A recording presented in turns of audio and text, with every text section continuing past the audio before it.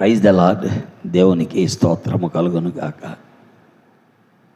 చేరు వచ్చిన ప్రియులు యవనస్తులందరికీ కూడా, పెద్దలకి, చిన్నలకి, బాలికలకు ప్రభు అయిన యేసుక్రీస్తు వారి నామములో వందనాలు తెలియజేస్తున్నాం.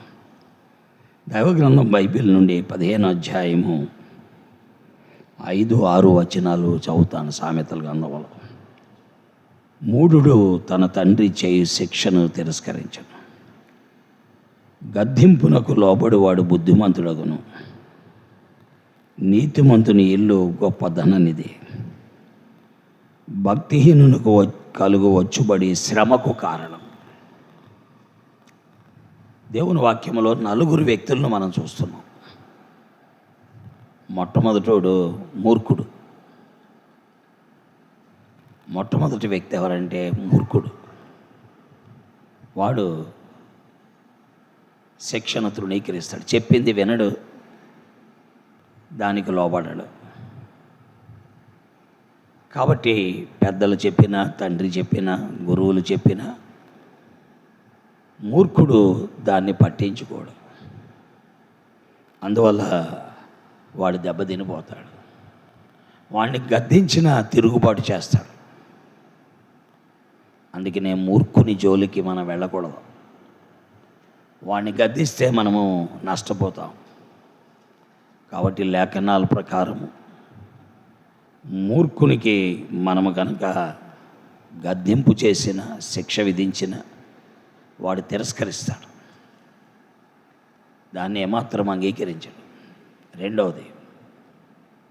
రెండో వ్యక్తి ఎవరంటే బుద్ధిమంతుడు.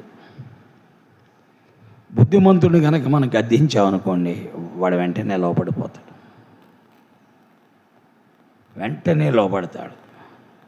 అందుకని ఏమని గద్దింపునకు బుద్ధిమంతుడు లోబడును. గద్దింపునకు లోబడి వాడు బుద్ధిమంతుడు. వాడు ఖచ్చితంగా ఇదేంటో ఎలా చేసావు, మంచిది కాదు కదా అన్నాం అనుకోండి, వెంటనే మారిపోతాడు. కారణం వాడు బుద్ధిమంతుడు కాబట్టి. మూడో వ్యక్తి ఎవరంటే నీతిమంతుడు, అంటే నిజాయితీపరుడు. నీతిమంతుడు అంటే అర్థం ఏంటంటే నిజాయితీ. నిజాయితీ అంటే అర్థం ఏంటి? ఒక మాట ఇచ్చాడు అనుకోండి, ఆ మాటకి నిలబడిపోతాడు అంతే. వాడికి నష్టం కలిగినా నిలబడిపోతాడు.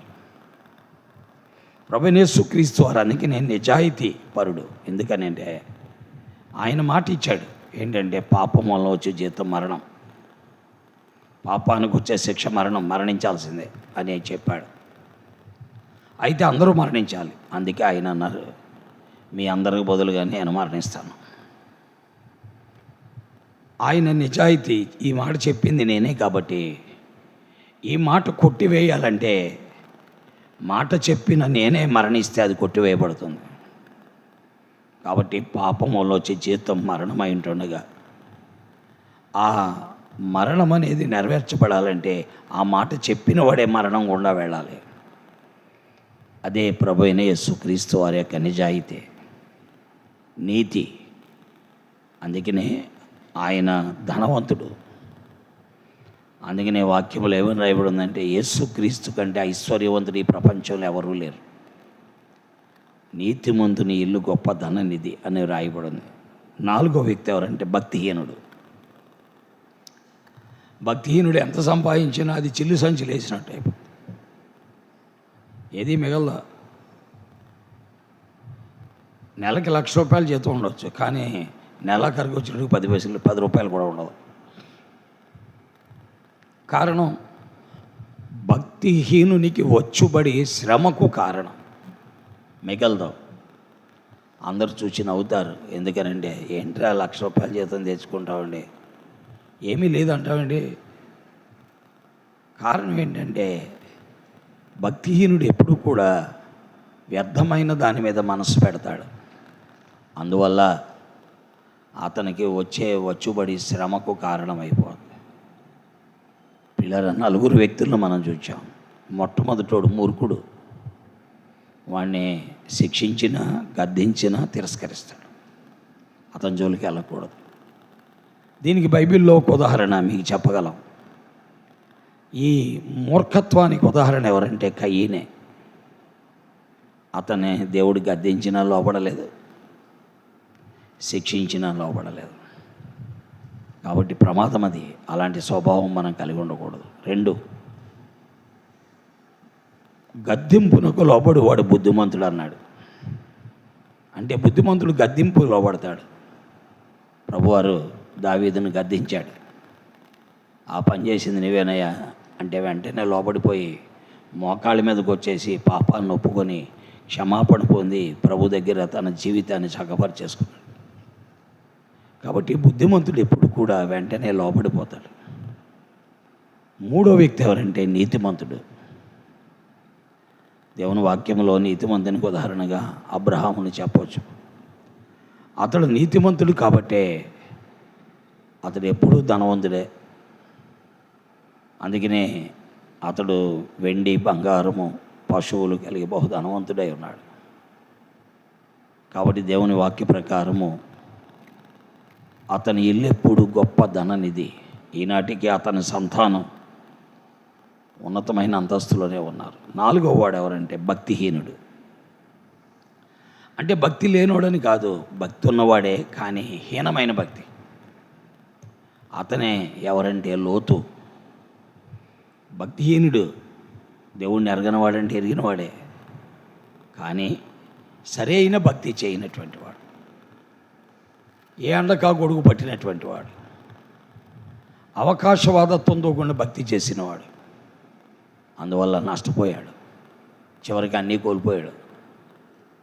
అతను సంపాదించిందంతా ఎందుకు లేకుండా సొదొమ గుమారాలో విడిచిపెట్టాల్సి వచ్చింది.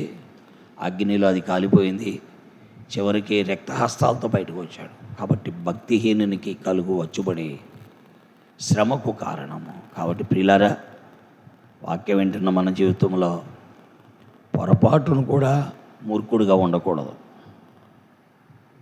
పొరపాటును కూడా భక్తిహీనుడిగా ఉండకూడదు. మనం ఎప్పుడూ కూడా బుద్ధిమంతులుగాను నీతిమంతులుగా జీవించటానికే ప్రయత్నించాలి. ఒకవేళ మనకు అధిక ఆస్తి అంతస్తు లేకపోయినా, మన కొద్దిగా ఉన్నా సరే ఆ కొద్ది దాన్ని దేవుడు ఆశీర్వదిస్తాడు. వాక్యములో అన్నాడు, నీతిమంతుని కలిగిన కొంచెమైనా బహుమంది ధనవంతుల కంటే గొప్పవాడని. కాబట్టి ఆ పని చేద్దాం, అలాగున్న జీవిద్దాం, దేవునికి అప్పగించుకొని బతుకుదాం, తద్వారా ఆశీర్వదించబడదాం. దేవుడి మాటలు మన మధ్యలో దీవించి ఆస్వాదించను. ప్రార్థిస్తాం. ప్రేమ కలిగిన తండ్రి, నీ వాక్యము విలువైనది. మానవ లోకంలో జీవిస్తున్న మనుషుల్లో ఎన్ని రకాలైన మనుషులు ఉంటారనేది నీ వాక్యం సెలవిస్తుంది. మూర్ఖులు ఉంటారని, బుద్ధిమంతులు ఉంటారని, నీతిమంతులు ఉంటారని, అలాగే భక్తిహీనులు కూడా ఉంటారని నీ వాక్యం సెలవిస్తుంది. మేము దీనికి వ్యతిరేకంగా మాట్లాడలేము. కాబట్టి మా వ్యక్తిగత జీవితాల్లో మేము నీతిమంతులుగా, బుద్ధిమంతులుగా ఉండటానికి సహాయం చేయండి. మూర్ఖులుగా, భక్తిహీనులుగా ఉండకుండా మాకు సహాయపడి నడిపించండి. మీరే మహిమ పొందండి. నీ క్షేమము మా అందరి ఏడలా విస్తరింపచేయండి. వాక్యము ఆతృత కలిగిన వారందరికీ కూడా మేలు చేసి నడిపించండి. క్షేమాన్ని ప్రసాదించి మహిమ పొందండి. యేసు దివ్య నామములో స్తోత్రించి ప్రార్థిస్తున్నాను తండ్రి. ఆమేన్. ప్రైజ్ లార్డ్ అండి. దేవుడు మిమ్మల్ని దీవించి ఆశీర్వదించును గాక.